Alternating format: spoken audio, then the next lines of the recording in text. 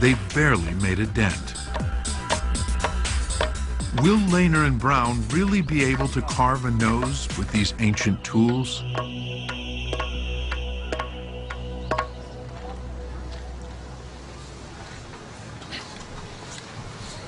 Zahi Hawass, Secretary General of Egypt's Supreme Council of Antiquities, is the official guardian of the Sphinx.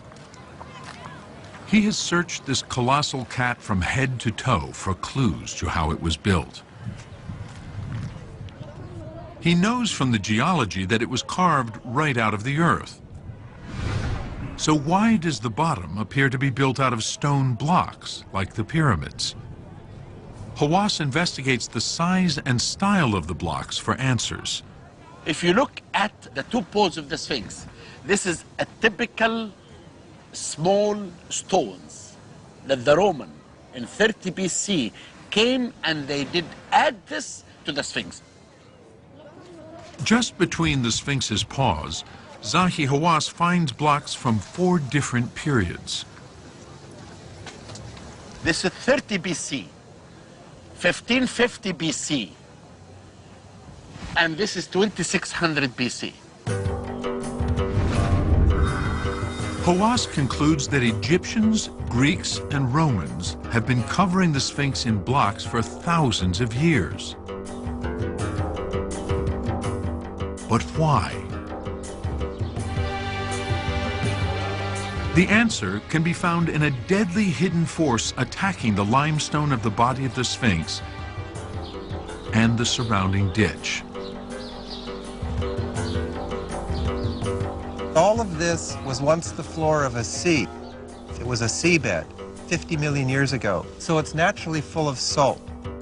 When groundwater rises, it seeps through the rock, drawing the salt to the surface, where it crystallizes and expands. The results are disastrous for the Sphinx. I hate to do this, but it's happening naturally all the time on this wall next to the Sphinx. The flakes fall and crumble. This is what was happening to the Sphinx body. It's this process that results in literally Sphinx dust. Amazingly, from the day it was built, the body of the Sphinx has been turning to dust. The blocks put there by Egyptians, Greeks, and Romans were to protect and conceal its deteriorating body, especially the more vulnerable parts carved from soft limestone. But while the soft stone is bad news for the Sphinx, it's good news for sculptor Fahy, because it's much easier to work with as he carves his mini Sphinx.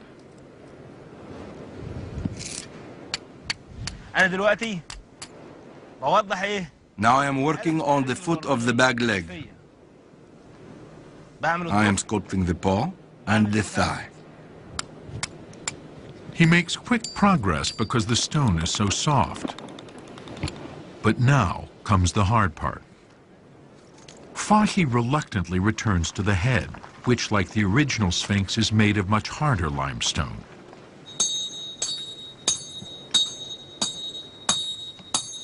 Striking this harder rock, his chisel is far less effective, and progress slows dramatically, even with the advantage of his modern steel tools. So how are Lehner and Brown progressing back in New England with their ancient copper tools?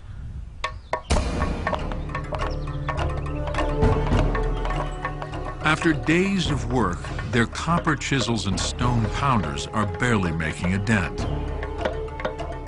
At this pace, it's unlikely they're going to carve a nose out of this rock anytime soon. Unless Brown and his team resort to taking some shortcuts. Well, I guess you caught us. We worked on the stone for a long time using the Egyptian tools, and then decided that we'd move to the modern tools. It's a lot faster. Granted, the power tools are a lot faster than the ancient tools, but surprisingly, The basic carving process hasn't changed much since ancient times. What the Egyptians would do is they would make these channels, these parallel channels. Then you come back with a flat chisel and blast out all that material in between. But while Brown's pneumatic chisel has a carbide tip hammering at 2,000 hits per minute, the copper chisel the ancient Egyptians would have used lasts only a few dozen strikes.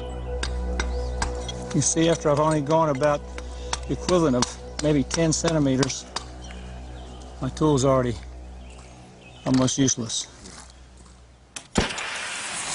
Each time the tool gets dull, we have to come back and reheat. When we reheat, it softens the metal, and then we can reshape it.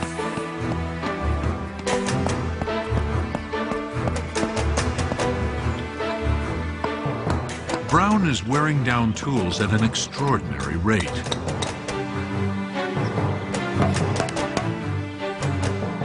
For efficiency, he moves his forge closer to the carving. We brought our forge down here closer to the stone because we're just blowing through the copper chisel so fast, it gives us the opportunity to use them, dull them, sharpen them, and go right back to work, which is probably like they did in Egyptian times. Brown is discovering it's taking a lot of time and a great number of copper tools. And his stone shows little evidence of progress.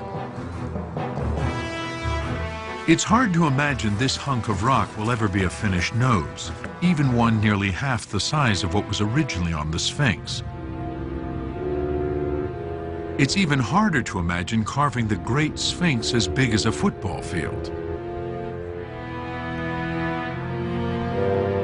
Clearly, only a pharaoh could pull this off. The question is, which one? The location of the Sphinx undoubtedly links it to the pyramids. Whoever built the pyramids likely built the Sphinx. The problem is, the Sphinx appears to sit right between two pyramids built by two different pharaohs. The first and largest pyramid was built by Pharaoh Khufu, who reigned around 2500 BC. His son, Khafre, built the second, slightly smaller pyramid.